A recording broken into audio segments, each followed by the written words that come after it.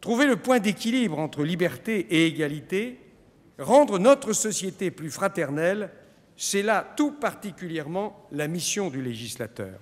Et je me réjouis que cette journée du livre politique nous donne l'occasion de considérer avec davantage de recul le vrai travail du politique, c'est-à-dire le devoir difficile de garantir la cohésion sociale dans un monde en mouvement. Réinventer un modèle pertinent de fraternité dans une société qui subit les assauts conjugués de l'individualisme et du communautarisme, tel est l'exercice auquel nous procédons ensemble, et je me réjouis que nous cherchions à le faire fraternellement. Monsieur le Président, merci infiniment.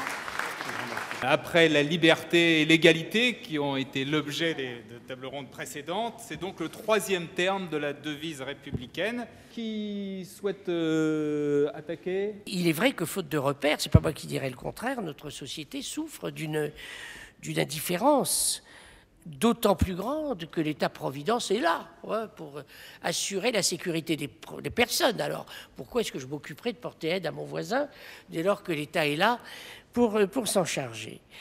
Simplement, la notion de fraternité, je ne suis pas sûr que dans notre culture nationale, elle suffise à répondre aux problèmes. Lorsqu'il y a des grands drames humains, je pense au tsunami, je pense à ce qui s'est passé à Haïti, j'ai le sentiment que quelque part on retrouve le sens de la fraternité. Ces grands sujets nous ramènent à ce que nous sommes, c'est-à-dire une espèce. Parce que nous sommes tous, où que nous soyons, confrontés exactement à la même difficulté, au même problème. Puisque notre débat a été placé sous l'égide de Régis Debray, moi je fais relativement mienne sa définition. C'est-à-dire qu'au fond, la fraternité ne doit pas relever de bons sentiments. Parce que sinon, on va très vite se mettre d'accord sur cette conception, mais plutôt sur une notion exigeante, si je reprends son expression, exigeante et combative.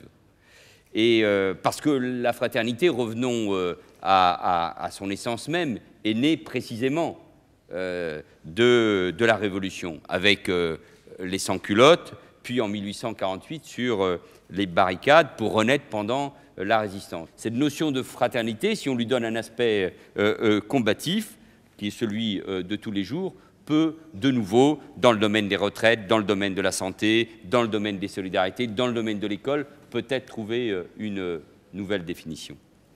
La liberté renvoie à une individualité, l'égalité renvoie à un rapport par rapport à l'autre en fonction de ce qu'il a et de ce que j'ai.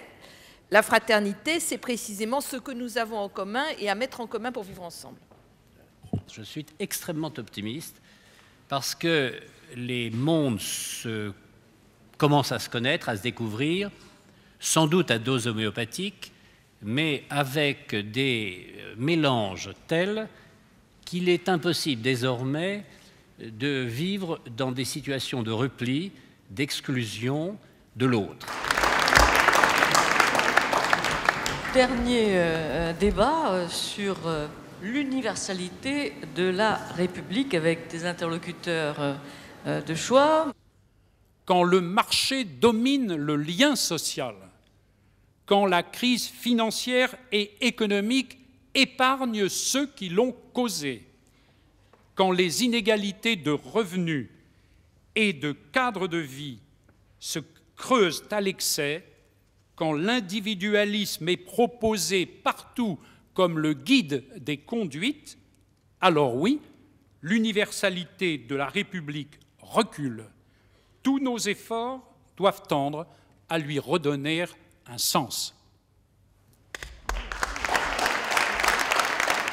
Maintenant, les limites nationales paraissent scandaleuses. Il y a une espèce de poussée vers l'universel qui fait que l'idée que seuls les nationaux sont des citoyens apparaît de plus en plus scandaleuse.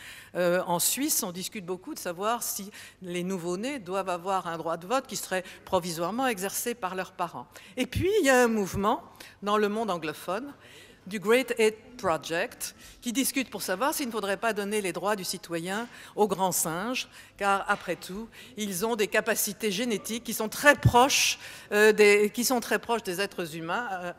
Sur quel droit avons-nous le droit? Et Corinne Lepage est partie, mais la Deep Ecology aux États-Unis veut donner des droits aux arbres. Et, bon.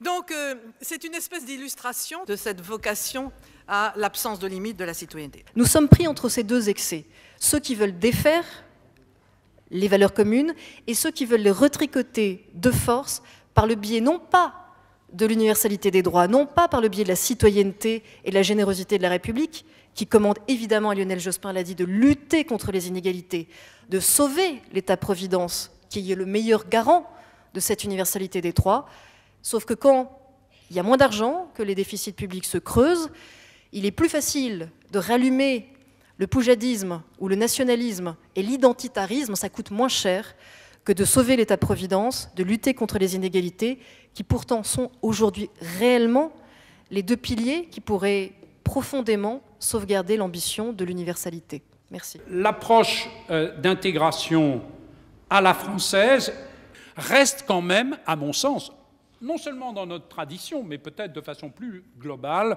la meilleure approche, à condition, bien sûr, de ne pas se payer seulement de mots, et donc de lui donner un contenu. C'est un peu la thèse que j'essayais de développer dans mon intervention.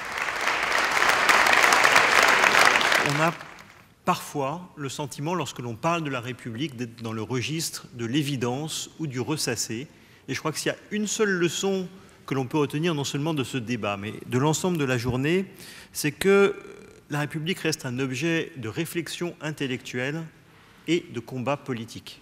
Monsieur Lionel Jospin, dans un exposé profond et remarquable, a insisté sur le caractère non nécessairement lié des deux universalismes, le marché et les droits.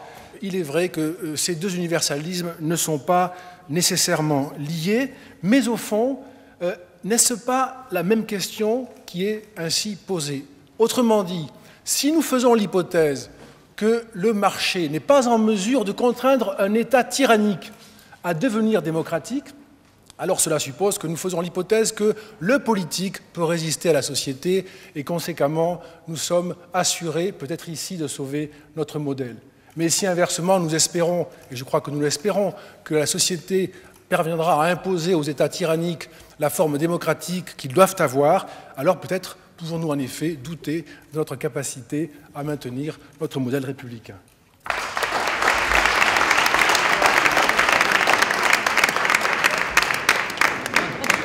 Vous n'allez pas répéter, c'était pas raisonnable. Merci, mais Pour moi, c'est absolument toujours un plaisir de venir au Salon du Livre Politique. La première fois que j'y suis venue, c'était en plus pour recevoir un prix, le prix du livre politique en 2006. Et depuis, j'y reviens toujours avec plaisir parce qu'on y croise des gens qui ont des choses à dire. Donc on ne peut pas s'ennuyer. On ne fait que croiser des gens qui sont soit des décideurs, soit des gens qui réfléchissent et qui analysent pour écrire des livres. Et je crois que c'est un des rendez-vous, sincèrement, un des rendez-vous les plus importants de l'année en termes de croisement entre intellectuels et politiques.